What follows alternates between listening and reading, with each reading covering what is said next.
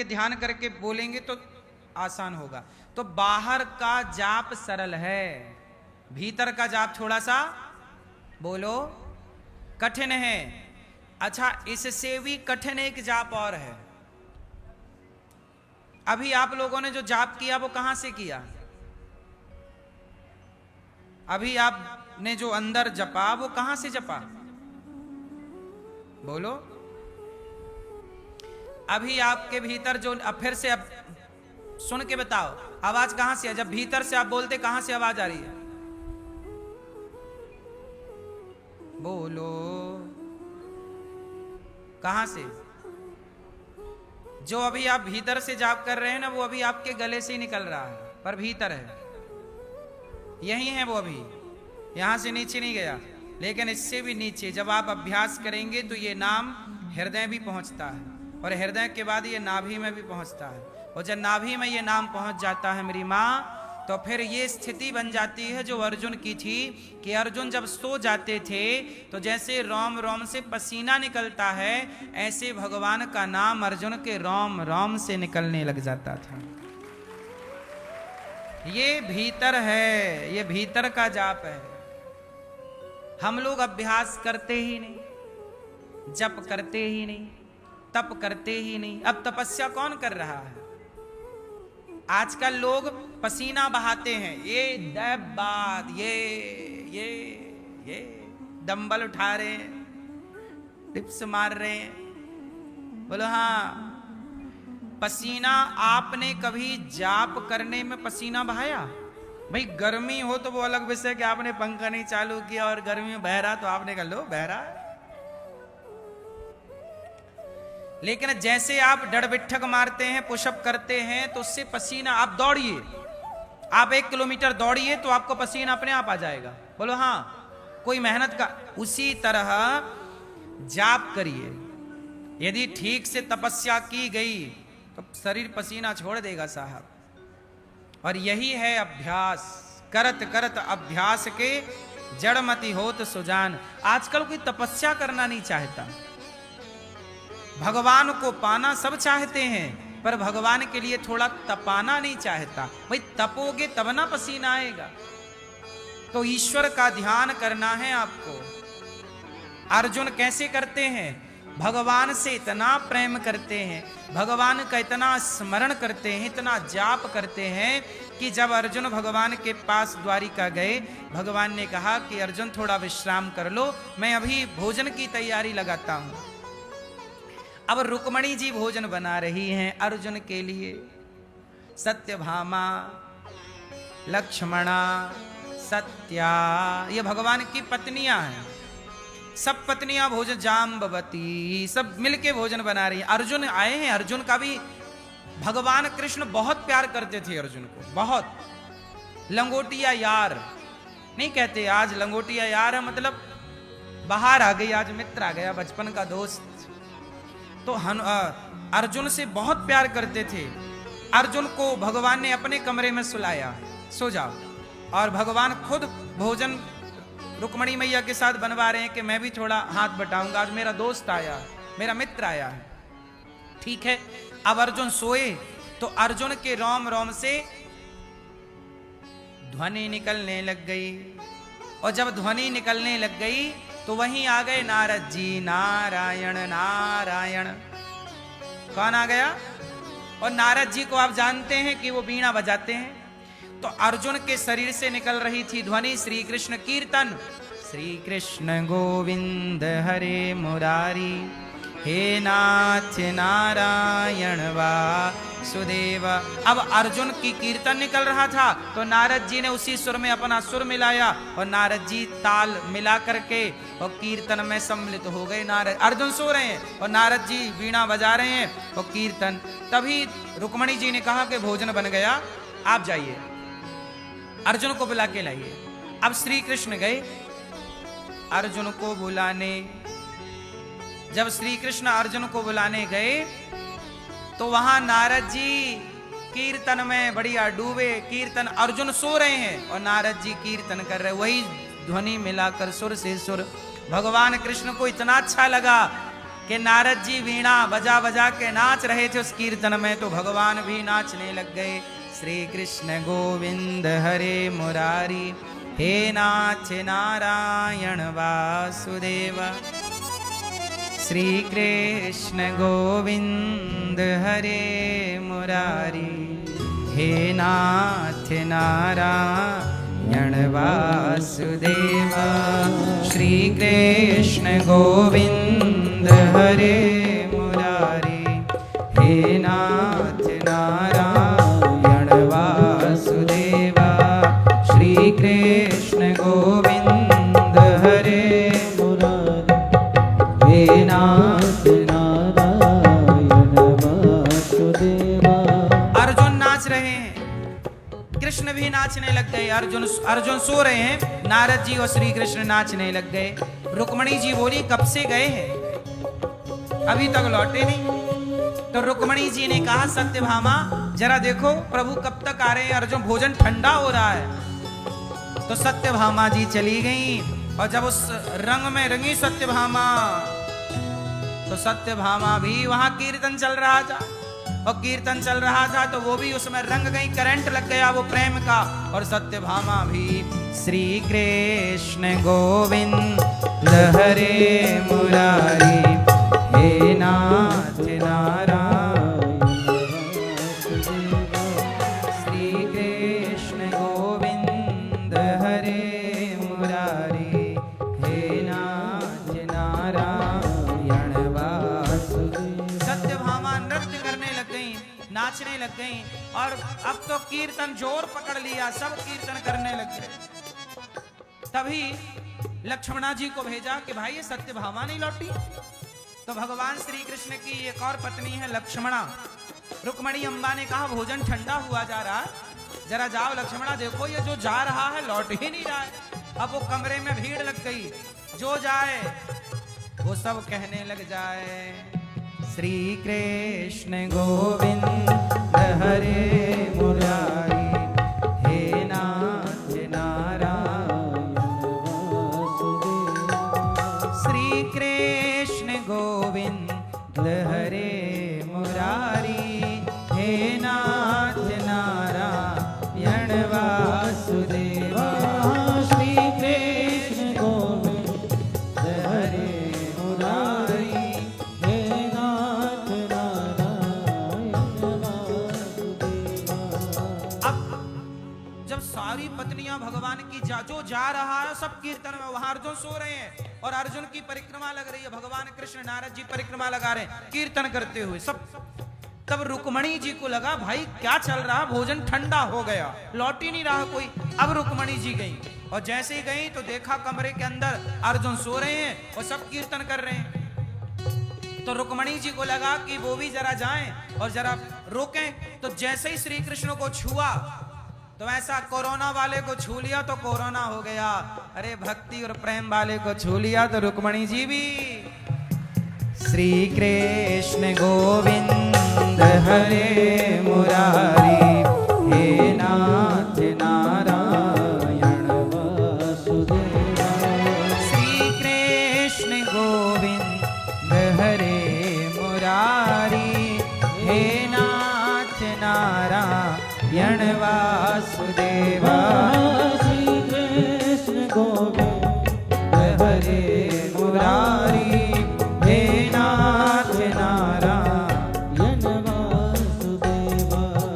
श्री कृष्ण गोविंद हरे मुरारी, हे नाथ नारायण वासुदेव। श्री कृष्ण गोविंद हरे मुरारी, हे भैया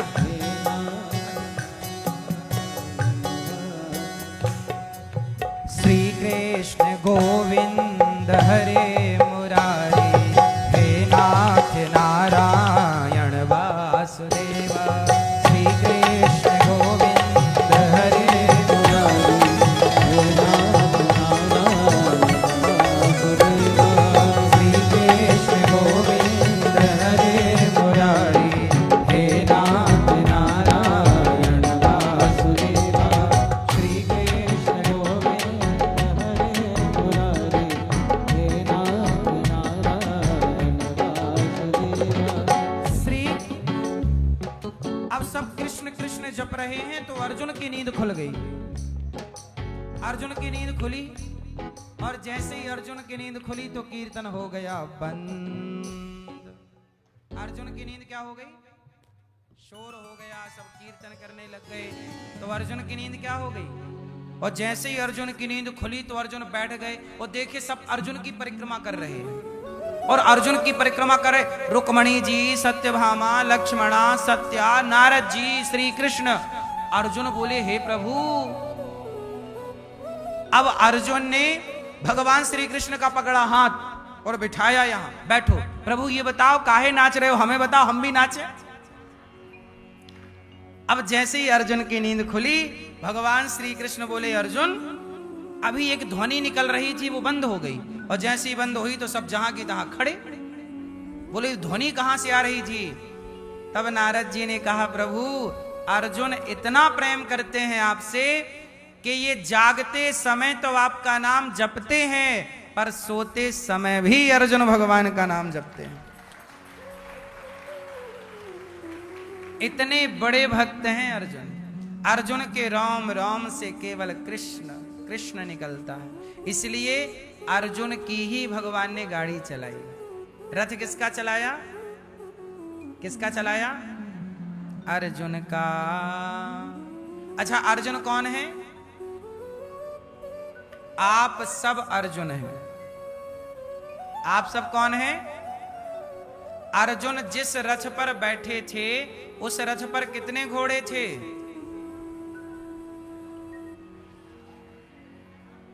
बोलो मेरी मां। कितने घोड़े? अर्जुन जिस रथ पर हैं उस रथ पर घोड़े हैं। भगवान श्री कृष्ण जो रथ चला रहे हैं घोड़े हैं 10।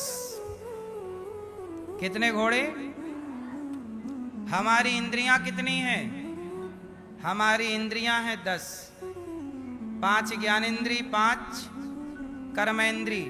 इन 5 ज्ञान 5 कर्म को मिलाओ तो 10 होता है, और 10 इंद्रियों को कौन चला रहा है? भगवान चला रहे। मतलब घोड़ा रथ कौन चला रहा है? आप ये समझिए कि आंख जो देख रही है, कान जो सुन रहा है, ये समझिए कि परमात्मा बिल्कुल आंख और कान के पास है। इसलिए आंखों से वही देखिए जो देखने योग्य है, कान से वही सुनिए जो सुनने, क्योंकि आप पर पूरी पूरी नजर ईश्वर की है कि आप क्या देख रहे हैं, क्या सुन रहे हैं, क्या बोल रहे हैं। इसलिए ईश्वर की पैनी नजर है आप पर। अर्जुन मतलब कौन? हम सब अर्जुन हैं, और हमारी गाड़ी जैसे अर्जुन की गाड़ी भगवान चला रहे हैं, हम सब की गाड़ी भी भगवान चला रहे हैं। बस ये है कि अर्जुन ने समर्पण कर दिया, अभी तक हम लोगों ने आत्मसमर्पण नहीं किया। और जब आप आत्मसमर्पण कर देंगे तो भगवान श्री कृष्ण आपकी भी गाड़ी चलाएंगे। अच्छा ये बताओ, अर्जुन को भी महाभारत जीतने के बाद अर्जुन को भी घमंड आ गया कि मैंने महाभारत जीता। किसने जीता महाभारत? मैंने।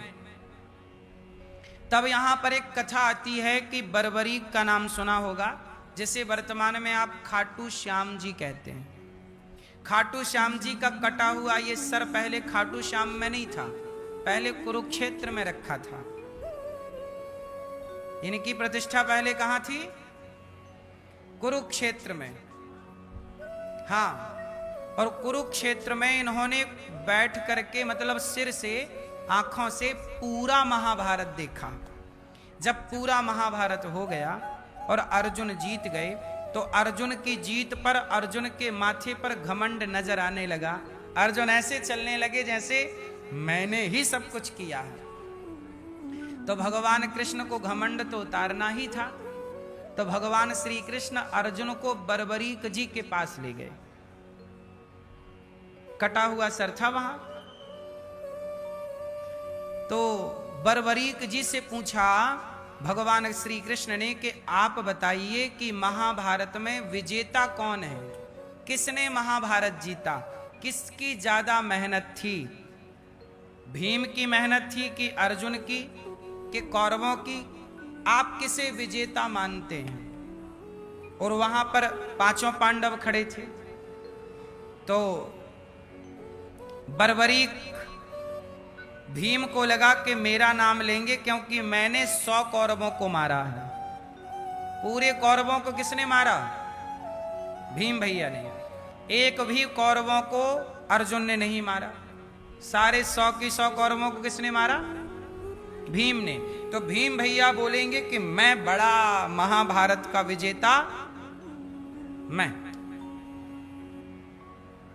ठीक है। भगवान ने पूछा कि आप बताओ। तो बर्बरीक जी ने कहा कि प्रभु, पूरे महाभारत में मुझे कहीं अर्जुन नजर नहीं आया। पूरे महाभारत में मुझे कहीं भीम नजर नहीं आया।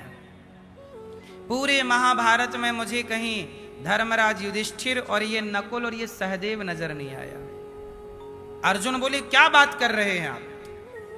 हमें नहीं देखा आपने? हम तो खड़े, हम ही तो लड़ रहे थे। पितामह को किसने मारा? बताओ। तब बर्बरीक जी ने कहा, प्रभु पूरे महाभारत में हमें अर्जुन नजर नहीं आए, भीम नजर नहीं आए। तो भगवान कृष्ण बोले कि आपको नजर क्या आया?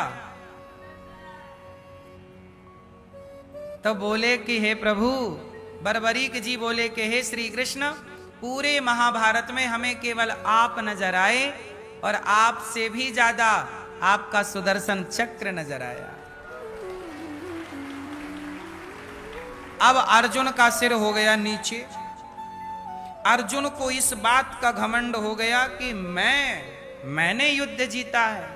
लेकिन अर्जुन ये भूल गए कि जब आप युद्ध लड़ रहे थे तो आपके बाणों में इतनी ताकत नहीं थी कि वो पितामह की छाती भेद सकें। उन बाणों को ताकत अर्जुन श्री कृष्ण का सुदर्शन चक्र दे रहा था, और सुदर्शन चक्र की ताकत से पितामह के शरीर में वो बाण घुस रहे थे। पूरा महाभारत आपको क्या लगता है कि अर्जुन तो केवल पुतली है। सच बताएं मेरी मां, कोई कितना भी कहे कि मैंने किया, मैं बार बार एक बात कहता हूं कि कोई भी कुछ नहीं करता। हम सबसे भगवान वही कराते हैं जो भगवान को कराना होता है। हम केवल नाचते हैं, नचाने वाला पर्दे के पीछे है। आपको यही लगता है हम कर रहे हैं, हम नहीं।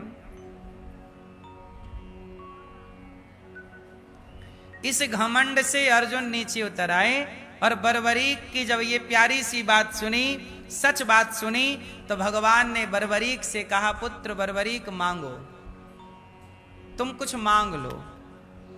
तुमने एक ही बाण से पूरे महाभारत को जीतने की बात कही, इसलिए मैंने तुम्हारा सिर काट दिया। क्योंकि तुम एक बाण से यदि सारे महाभारत को जीत लेते तो मेरा जो उद्देश्य था वो अधूरा रह जाता। क्योंकि एक ही बाण से पूरा युद्ध यदि बर्बरीक जी जीत जाते तो पहले तो ये देखो कि बर्बरीक साथ किसका दे रहे थे। तो बर्बरीक जी बोले कि जो पक्ष हार जाएगा मैं उसका। तो भगवान कृष्ण को पता था कि दुर्योधन का पक्ष हारेगा, क्योंकि वो अधर्म है। तो भगवान को लगा कि फिर बर्बरीक दुर्योधन का साथ देंगे, और दुर्योधन का साथ देंगे इसका मतलब पांडव मारे जाएंगे, धर्म मारा जाएगा। इसलिए भगवान ने बर्बरीक का सिर काट दिया, और सिर काट के उसे जीवित रखा कि तुम यहां बैठो, पूरा महाभारत देखो। और बर्बरीक ने बाद में यही कहा कि प्रभु मैं आपके हाथों से मरना ही चाहता था, लेकिन भगवान बोले चिंता ना करो, मैंने सिर भले काट दिया है तुम्हारा, पर मैं तुम्हें मरने नहीं दूंगा। अब तुमने पूरा महाभारत देखा है, जाओ अब मैं आपको अपना नाम देता हूं। अब तुम्हें कोई बर्बरीक ना कहेगा, मेरा एक नाम है श्याम। क्या नाम है? श्याम। जाओ आज से तुम खाटू नाम की एक जगह है वहां पर रहो, और वहां पर रहोगे तो मेरे नाम से तुम्हारा नाम जुड़ेगा और तुम कलयुग में पूजे जाओगे। तुमने धर्म के लिए, तुमने मेरी उपासना की, मेरे से मृत्यु चाहिए। मैं अपने भक्त को कभी मारता नहीं हूं, मैं अपने भक्त को अमर कर देता हूं। तुम्हें लोग मेरे ही नाम से जानेंगे, खाटू श्याम के नाम से। तो भगवान श्री कृष्ण ने अपना नाम देकर के उन्हें खाटू श्याम में विराजित किया। तो भगवान श्री कृष्ण ही अपना नाम और अपनी ताकत देकर के उन्हें बिठाए, जिन्हें वर्तमान में आप खाटू नरेश कहते हैं। बोले खाटू नरेश की। तो इस तरह से महाभारत में अर्जुन का अभिमान समाप्त हुआ। अर्जुन के अभिमान को खाटू श्याम जी ने, बर्बरीक जी ने समाप्त किया। अच्छा, अब पूरा महाभारत हो गया और गीता का आखिरी श्लोक आ गया। गीता का आखिरी श्लोक भगवान कृष्ण कह रहे, सब बोलो मेरे संग, सर्वधर्मान परित्यज्य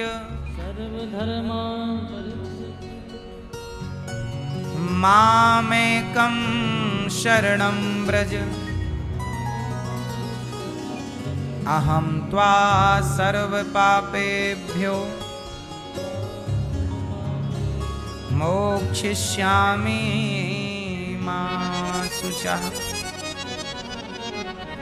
सब बोलो, आलसी ना बनो, बोलो सर्व धर्मान परित्यज्य मामेकं शरणं व्रज, अहं त्वा सर्व पापेभ्यो मोक्षयिष्यामि मा शुचः। सर्वधर्मान परित्यज्य मामेकं शरणं व्रज, अहं त्वा सर्व पापेभ्यो मोक्षयिष्यामि मा शुचः। सर्व भगवान श्री कृष्ण की ये अंतिम वाणी है। पूरी गीता सुनाने के बाद अष्टांग योग और सांख्य योग और ज्ञान योग, भक्ति योग, सबकी बात कहने के बाद भगवान श्री कृष्ण आखिरी में जो बात कहते हैं वो बहुत सुनने योग्य है। भगवान कहते हैं कि हे अर्जुन, सर्वधर्मान परित्यज्य, तो एक काम कर अर्जुन, सब छोड़। सब छोड़ने का मतलब क्या है मेरी माँ? छोड़ने का मतलब ये नहीं कि तुम काम छोड़ लो, पत्नी छोड़ दो, पति छोड़ दो, परिवार छोड़ दो, ऐसा नहीं। छोड़ने का तात्पर्य है सर्वधर्मान, सब कुछ छोड़ने का अर्थ है कि जो लौकिक काम है, व्यवहार, सब छोड़, काम करते हुए और मामेकं शरणं, मेरी शरण में आ। जो भक्त भगवान की शरण में चला जाता है वो कितना भी बड़ा पापी हो, वो कितना भी बड़ा पापी हो, मोक्षयिष्यामि मा शुचः, वो मोक्ष का अधिकारी हो जाता है। अच्छा, आप लोगों से मेरा एक छोटा सा सवाल है, बताइए इस धरती का अंतिम सत्य क्या है? आप सबसे सवाल, इस धरती में अंतिम सत्य क्या है? क्या है? जोर से, जोर से, जोर से। मृत्यु। इस संसार का अंतिम सत्य क्या है? मृत्यु, ऐसा आप लोग कह रहे हैं। लेकिन जब आप मर ही गए तो अंतिम सत्य को देखोगे कैसे?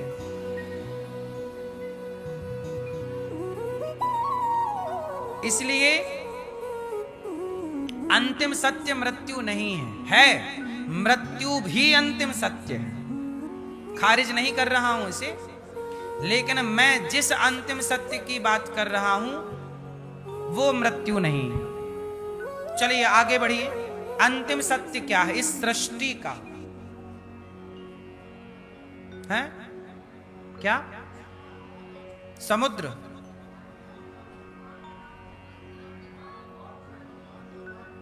ठीक है। क्या? मोक्ष। अंतिम सत्य मोक्ष है, ये भी ठीक है, इसे भी हम नकारते नहीं हैं, पर हम इसकी बात नहीं कर रहे हैं। ना मृत्यु, मृत्यु भी अंतिम सत्य है, मोक्ष भी अंतिम सत्य है। ये सब ठीक बात कर रहे हैं आप लोग, सही दिशा में है। राम का नाम अंतिम सत्य है, ऐसा भैया कह रहे हैं। ठीक है, ठीक कह रहे हैं। अंतिम सत्य क्या है? राम नाम ही सत्य है। इसलिए कहते हैं राम नाम।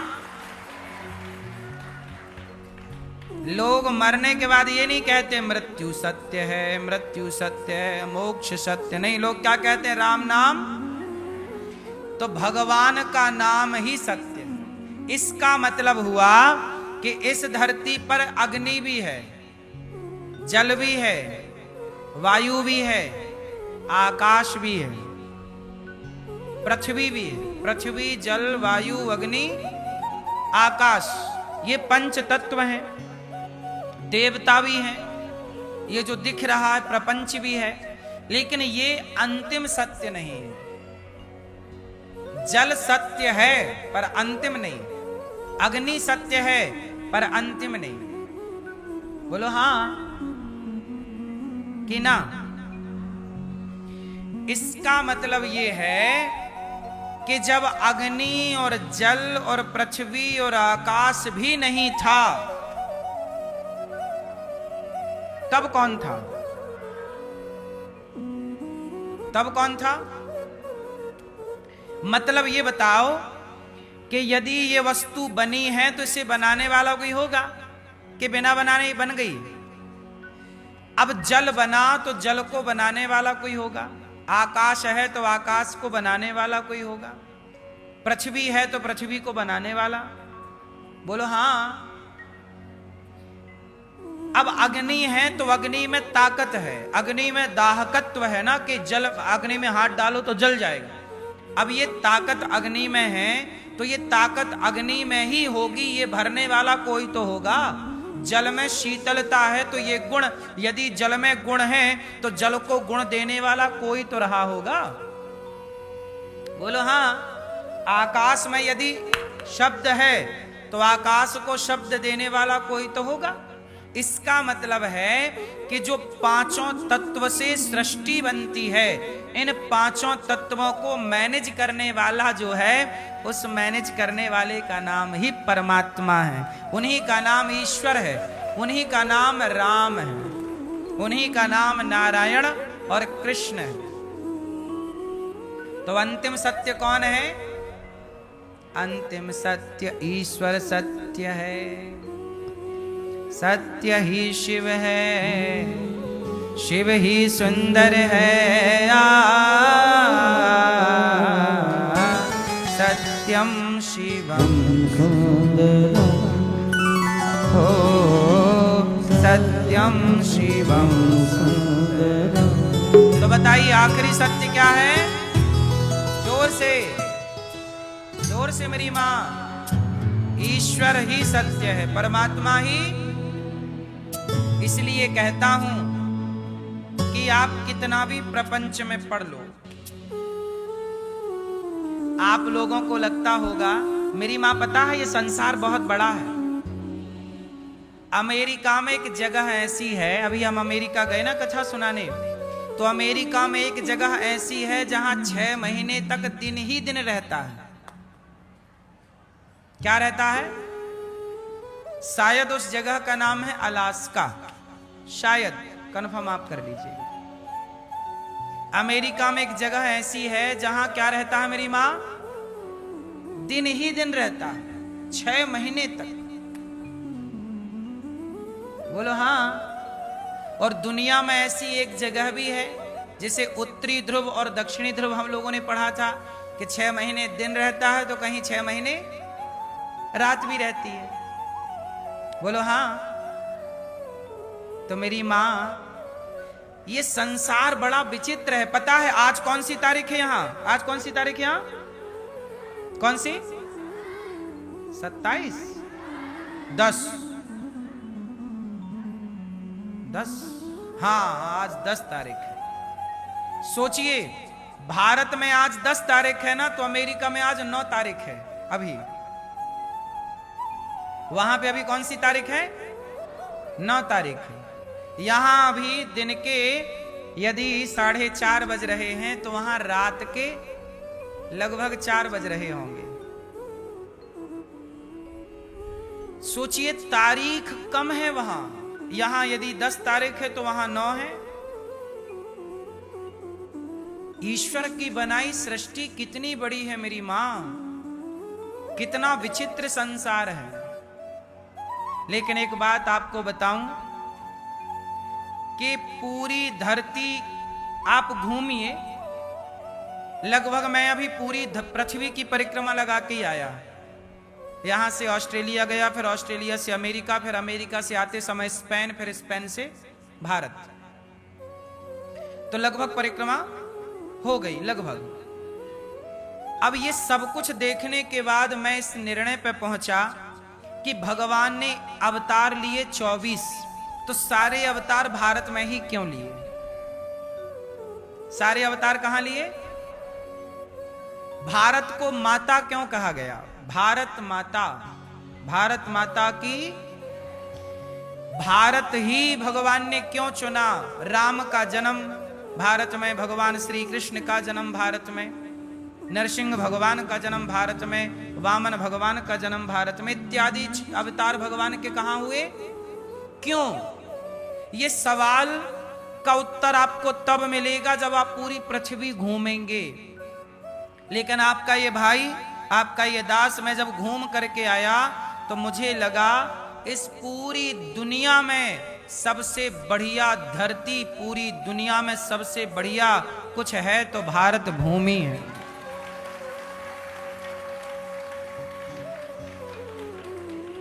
सच बताएं मेरी मां, भारत से अच्छा कुछ नहीं है। अमेरिका एक तरह का जेल है। कमाओ खाओ, कमाओ खाओ, कमाओ खाओ, कुछ भी नहीं है। ना वहां इंसानियत है। जो अपने भारतीय लोग हैं वो तो बढ़िया हैं, अपनी संस्कृति और संस्कारों को अमेरिका और दुनिया के किसी भी कोने में भारतीय हैं, तो उन्होंने तो बेचारों ने अपने भारतीय, तो अपनी संस्कृति को उन्होंने मंदिर भी बना रखे हैं अपने भारतीयों ने अमेरिका में, और दुनिया के हर देश में भारतीयों ने पूरी परंपराएं बचा रखी। लेकिन जो मेरी माँ वहां की आधुनिकता है ना, बहुत अच्छी नहीं है। वहां की मिट्टी में ऐसी पॉजिटिविटी नहीं है, सकारात्मकता नहीं है, ऐसे प्यार प्रेम नहीं है वहां। वहां किसी से कोई बात भी नहीं करता।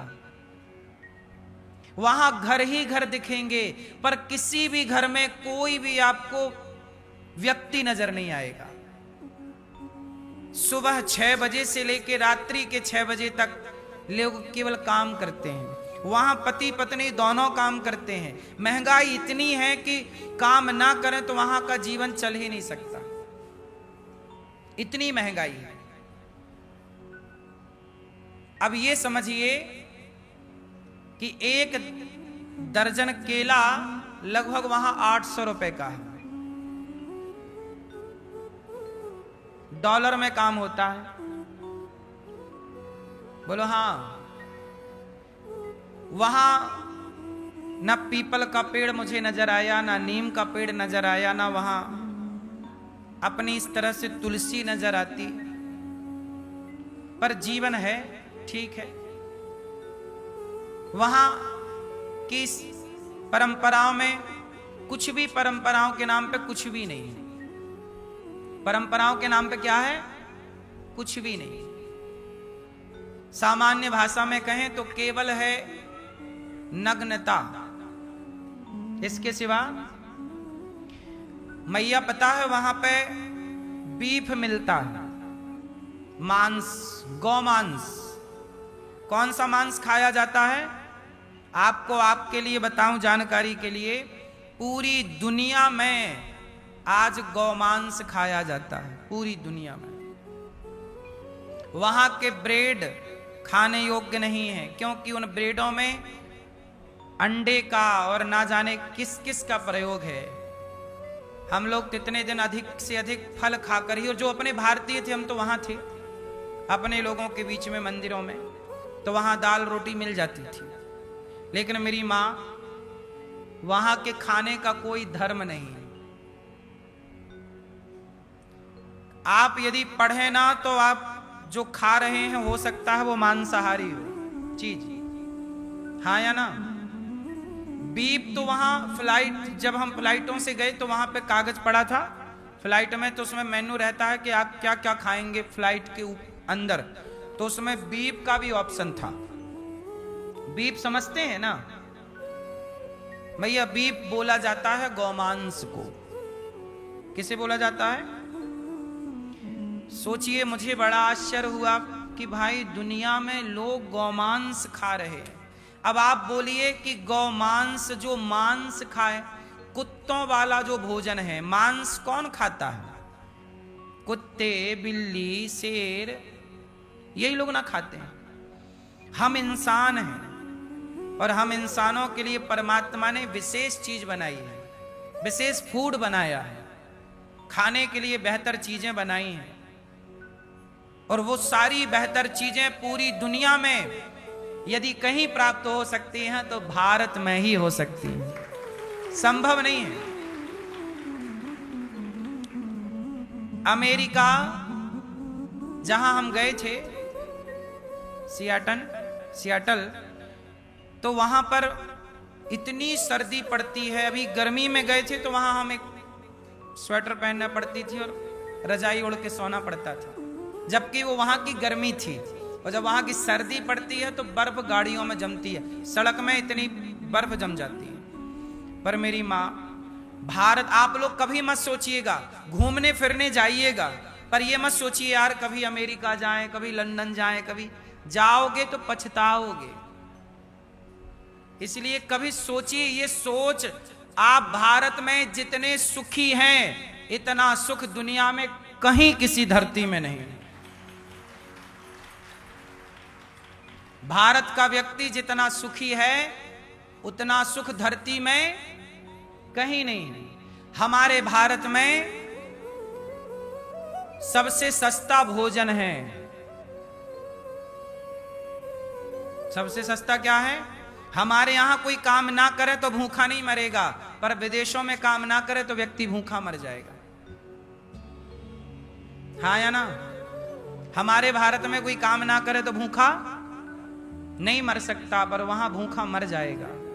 वहां कोई किसी का हाल पूछने वाला नहीं। आदमी जब मर जाता है ना, वहां कल्चर क्या है, लड़की लड़का 18 साल के हुए तो चले जाते हैं घर छोड़ के, माँ बाप को छोड़ के, और फिर वहां बूढ़ों की परवरिश सरकार करती है। वहां वृद्धाश्रम, पैसे दे दे के लोग वृद्धाश्रमों में जाते हैं, क्योंकि वहां बच्चे सेवा नहीं करते ना माँ बाप की। वहां माँ बाप की कोई सेवा नहीं करता, बूढ़े अपना बुढ़ापे में अकेले रहते हैं। जब वो मर जाते हैं घर के अंदर, जब वो सड़ जाते हैं, बदबू आती है, तब फिर सरकारी गाड़ी आती है, पुलिस को सूचित किया जाता है कि कोई मर गया, तो वो लेके जाते हैं। ना उनका कोई अंतिम संस्कार जब करता है तो कोई साथ रहता है, पुलिस ही ले जाके कर देती है। ना कोई रोने वाला, ना कोई कंधे देने वाला, ना कोई किसी प्रकार की। इसलिए मेरी मां, बैठो, हाँ, अमेरिका जाना है? अच्छा, मुझे लगा भैया बुकिंग कराने आ गई, मम्मी ले चलो।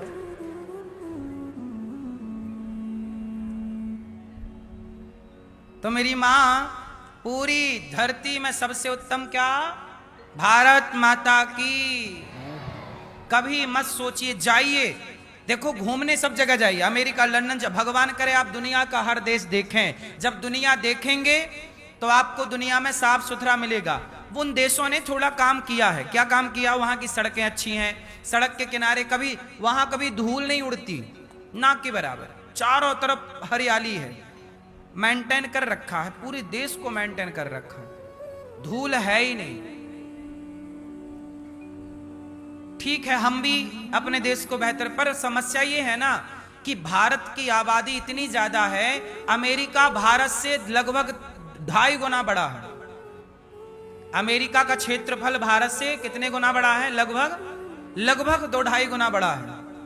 लेकिन एक बात याद रखिएगा कि अमेरिका की पूरी पॉपुलेशन, पूरी आबादी उतनी है जितनी हमारे उत्तर प्रदेश की है। इतनी कम आबादी इतने बड़े क्षेत्र में है, तो स्वाभाविक है कि व्यवस्थाएं हो जाएंगी। कम लोग होते हैं तो व्यवस्थाएं हो जाती हैं, ज्यादा लोग होते हैं तो व्यवस्थाएं नहीं हो पाती। पर फिर भी हम लोग प्रयास करें। हम केवल ये कहेंगे आपसे, भारत में गंगा यमुना है, पीने का शुद्ध जल है। भारत की संस्कृति गजब है मेरी मां। भारत जैसा केवल भारत है, भारत की बराबरी कोई नहीं कर सकता। टेक्नोलॉजी अपनी जगह है, उड़ान अपनी जगह है, पैसा कौड़ी अपनी जगह है, पर संस्कृति तो भारत की उत्तम है। बोलो हाँ कि ना?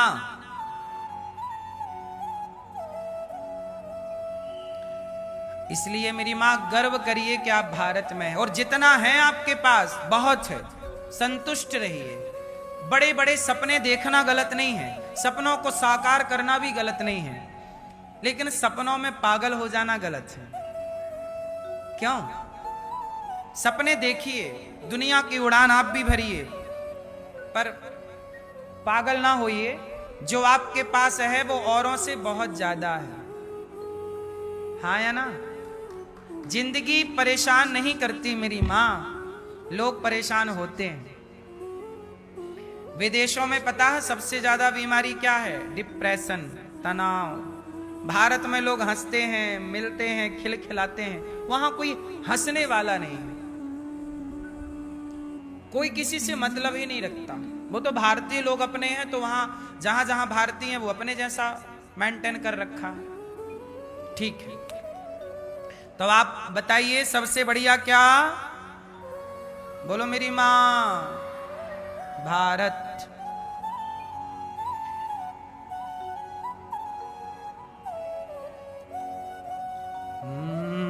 भारत का रहने वाला हूँ, भारत की बात सुनाता हूँ। है प्रीत जहाँ की रीत सदा, मैं गीत वहाँ के गाता हूँ। भारत का रहने वाला हूँ, भारत की बात सुनाता हूँ। भगवान कहते हैं माँ में कम शरणम ब्रज, मेरी शरण में आ। जो मेरी शरण में है वो सदा सुखी है। सत्संग मिल जाएगा तो आप सुखी हो जाएंगे। इसलिए साहब पैसे कमाओ। आज मुझे एक पत्रकार भाई ने सवाल किया। पत्रकार भाई ने कहा, महाराज जी जरा मुझे बताओ कि आज इस देश में बेरोजगारी क्यों है? तो मैंने उनको बताया कि बेरोजगारी क्यों है। एक बात और बताऊं मेरी मां, पूरी दुनिया में सबसे ज्यादा काम करने वाले लोग भारत के ही हैं। और एक बात और बताएं, अमेरिका में जो वहां के लोकल गोरे लोग हैं ना, वो बहुत गरीब हैं, और जो भारत के लोग हैं ना, वो सबसे अमीर हैं वहां पर। अमेरिका में अधिकांश भारतीय अमीर हैं, और वहां के जो लोकल हैं वो भीख मांगते हैं। बोलो हाँ। अमेरिका में अधिकांश पढ़े लिखे लोग भारतीय ही हैं, वहां के लोग पढ़ते नहीं हैं ज्यादा। पढ़े लिखे भारत के सारे आईटी वाले भारत से गए हैं, पर वहां की जिंदगी करोड़ों कमाने के बाद भी वहां पे नौकर नहीं होते। कोई वहां नौकरी नहीं कर सकता। नौकरी करना वहां मतलब नौकर, आप अपने घर में नौकर नहीं। हमारे भारत में कोई 50,000 रुपए महीना कमाता है ना, तो उसके घर में 1-2 नौकर हो जाते हैं। बोलो हाँ। आपके घर में झाड़ू वाली, पोछा वाली, जबकि अमेरिका में लोग 2-2 करोड़ रुपए महीना कमा रहे हैं, लेकिन फिर भी नौकर नहीं है। नौकर रख ही नहीं सकते वो।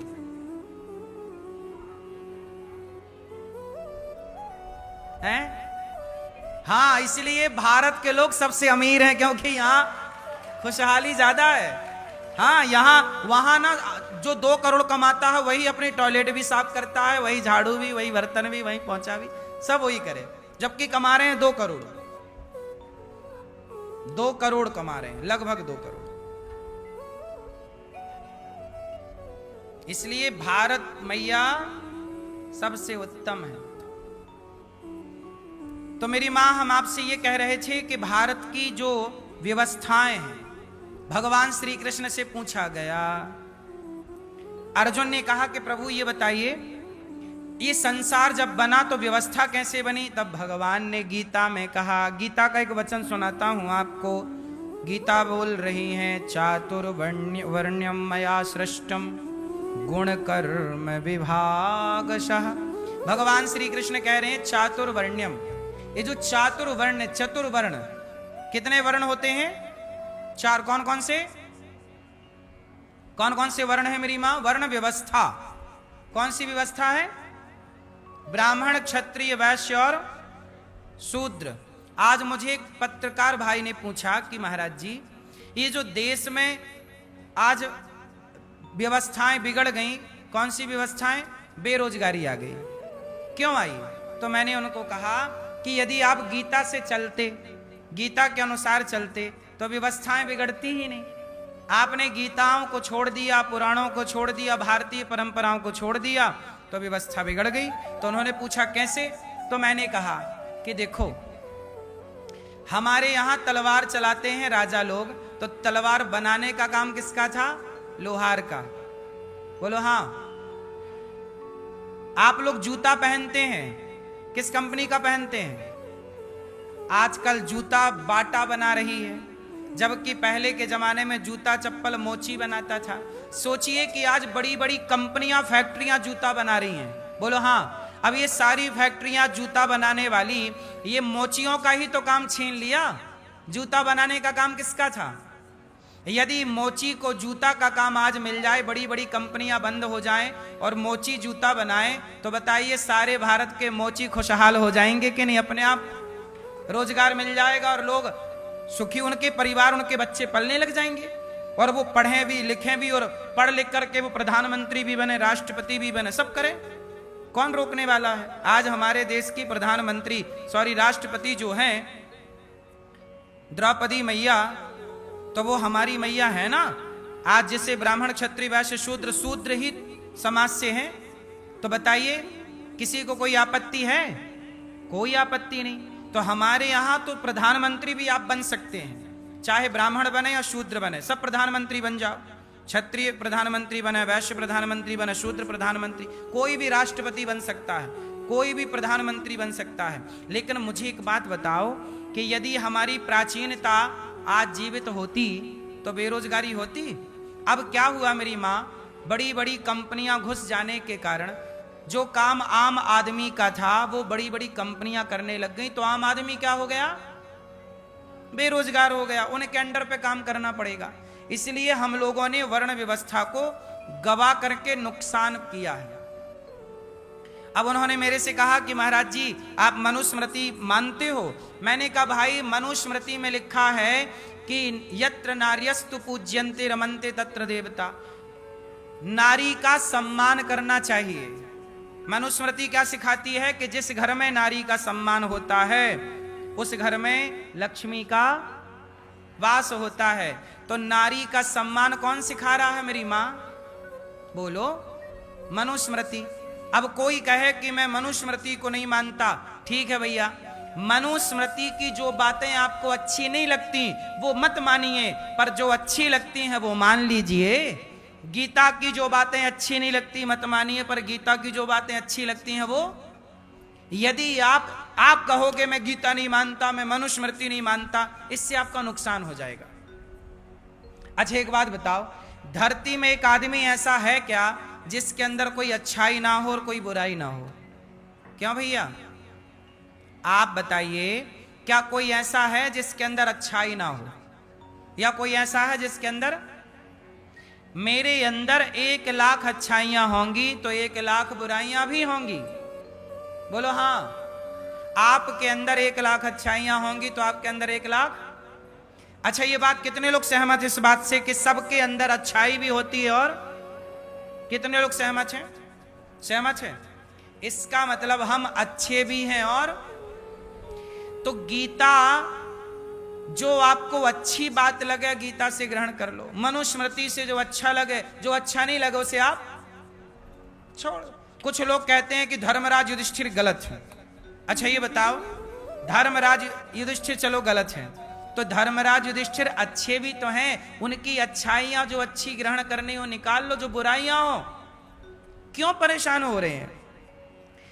एक दोहा गाया संतों ने, दोहा हम गा रहे हैं, अर्थ बताइए। साधु ऐसा चाहिए, बोलो साधु ऐसा, जैसे सूप स्वभाव, सार सार को गही लहे, थोथा दे उड़ाए। साधु ऐसा चाहिए जैसे सूप स्वभाव। सूप जानते हो, सुपड़ा, गांव में क्या होता है मैया, सूपा सुपड़ा, उसमें गेहूं साफ करती थी, चना साफ करती थी, दालें साफ कर मैया लोग करती थी ना, पुराने जमाने में सुपड़ा बोलते हैं, सूपा कहते हैं उसे देसी भाषा में। साधु ऐसा चाहिए जैसे सूप स्वभाव। सुपड़ा क्या करता है, सूपा क्या करता है कि अनाज को बचा के रख लेता है, और जो अनाज में कचरा होता है उसे निकाल देता है। तो आप भी जीवन में कभी किसी बात का, किसी व्यक्ति का विरोध ना करो, उस व्यक्ति में जो अच्छाइयां हैं वो ग्रहण कर लो, जो बुराइयां उसे छोड़ दो। बुराई है छोड़ दो। जो व्यक्ति अच्छाइयां ग्रहण करता है वो बड़ा बन जाता है, और जो व्यक्ति की बुराइयां देखता रहता है वो कभी बुरा कभी बड़ा। यदि आपको बड़ा बनना है तो क्या करना पड़ेगा। मधुमक्खी क्या करती है, हजारों पुष्पों में जाके बैठती है, और उस पुष्प से अपने मतलब का क्या इकट्ठा करती रहती है, बोलो, पराग इकट्ठा करती रहती है, रस इकट्ठा करती रहती है। मधुमक्खी को यह फर्क नहीं पड़ता कि यह फूल खुशबू से भरा है कि नहीं, यह फूल कीचड़ में है कि जल में है कि कहां, उसे कोई फर्क। मक्खी तो जाएगी और अपना शहद इकट्ठा करके। आपको भी मधुमक्खी बनना चाहिए। क्या बनना चाहिए। देखो फूल में कितनी अच्छाई है, कितनी बुराई है, मक्खी को इससे मतलब ही नहीं।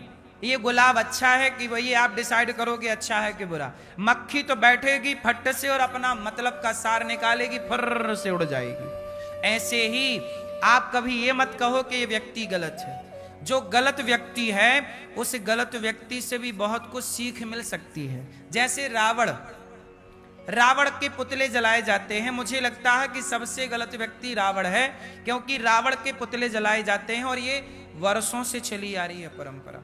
चलो रावण बुरा है, बोलो हां, हां कि ना, बुरा है ना। चलो अब बताओ, रावण का एक पक्ष तो यह है कि रावण बहुत बुरा है। अब चलो रावण की अच्छाई कौन कौन बताएगा। रावण की अच्छाई, एक अच्छाई बताओ रावण की। रावण में क्या अच्छाई थी। हाँ, रावण विद्वान था, ये अच्छाई है। कि रावण बुरा था, उस बुराई का पुतला जला रहे हैं, बात ठीक है, पर रावण की जो अच्छाइयां थी वो अच्छाइयां तो भले रावण की थी पर ग्रहण तो कर ही सकते हैं ना। इसलिए ना कुछ लोग, विद्वान लोग ये भी तो कहते हैं कि आखिरी में राम जी ने लक्ष्मण जी को बोला कि जाओ रावण से कुछ सीख लो। हाँ या ना।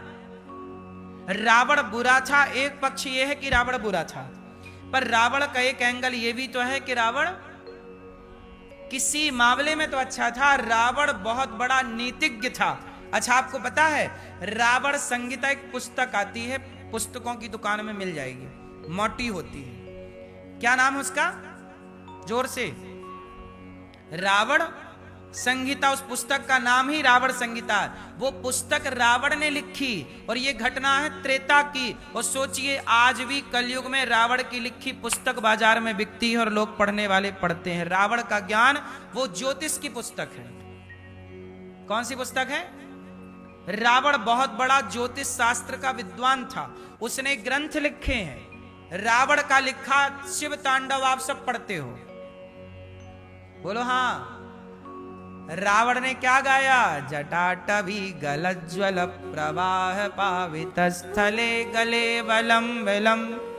भुजंग तुंग मालिकाम डमड डमड डमड डमन्निनाद भट्टमर्वयम् चकार चंड तांडवम तनोतु नः शिवः शिवम्। अब बताइए ये स्तुति शंकर जी की कौन गाया है?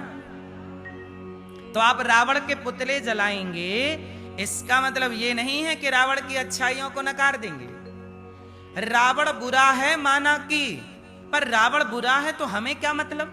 बुरा है हमने पुतला जला दिया, लेकिन हमें पुतला जलाने से मतलब नहीं है। हम क्यों जलाएं रावण का पुतला? हम रावण की अच्छाइयां ग्रहण करके अपना जीवन सुधारें। पुतला जलाते जलाते क्या होगा?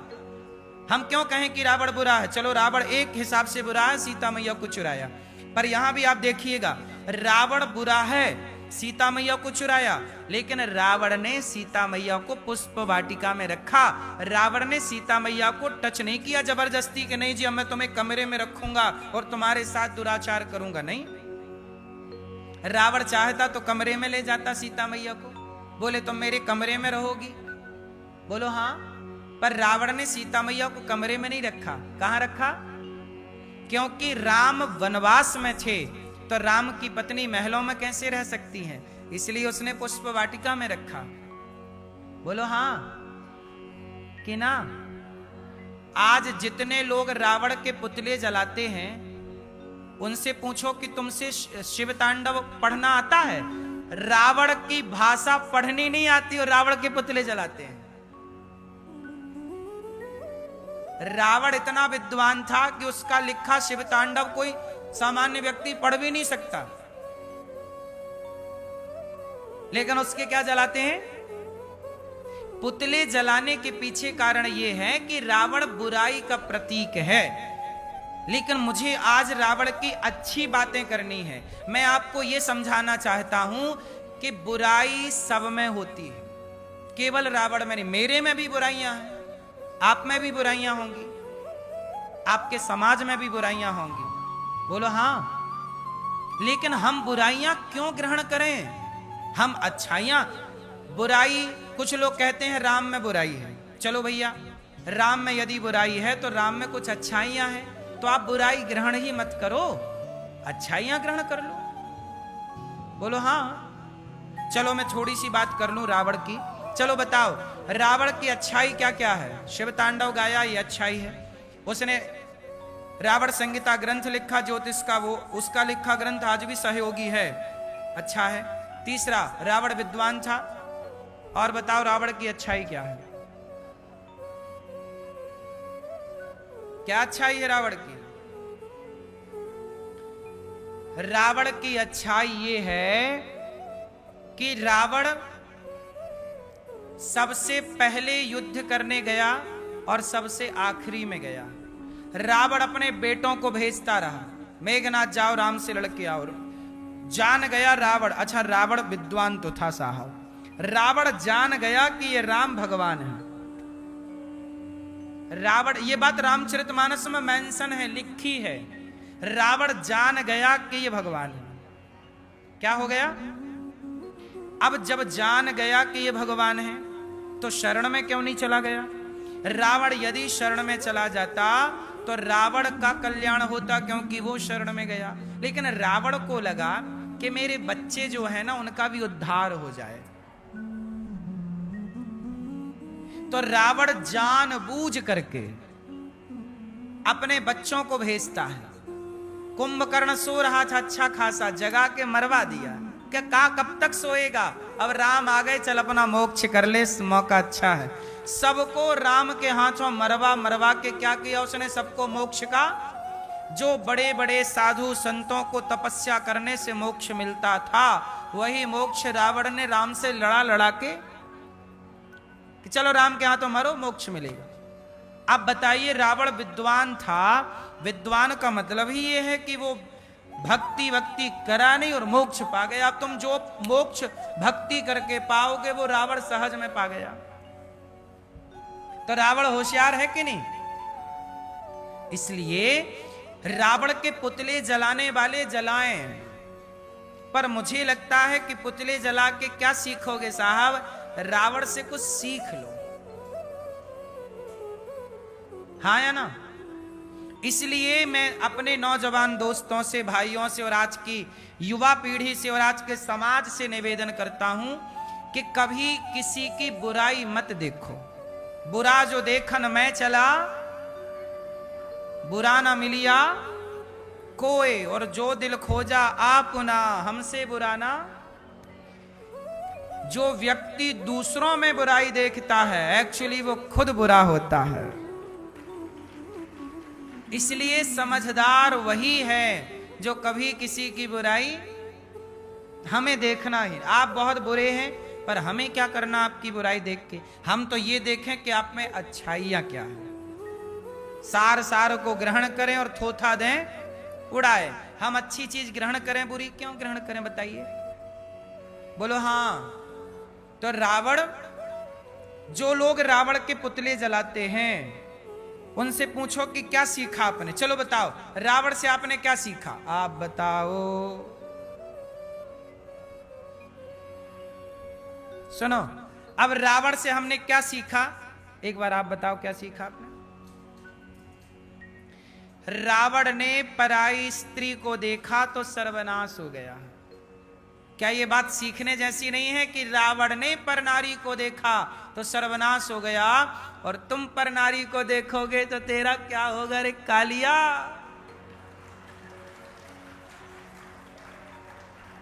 तो रावण से ये भी तो सीख मिल रही है कि रावण ने पराई स्त्री को देखा तो लंका जल गई। आप और हम पराई स्त्री को देखेंगे तो हमारा भी नुकसान होगा। इसलिए पराई स्त्री को देखने से बचो। ये सीख मिल रही है ना रावण से।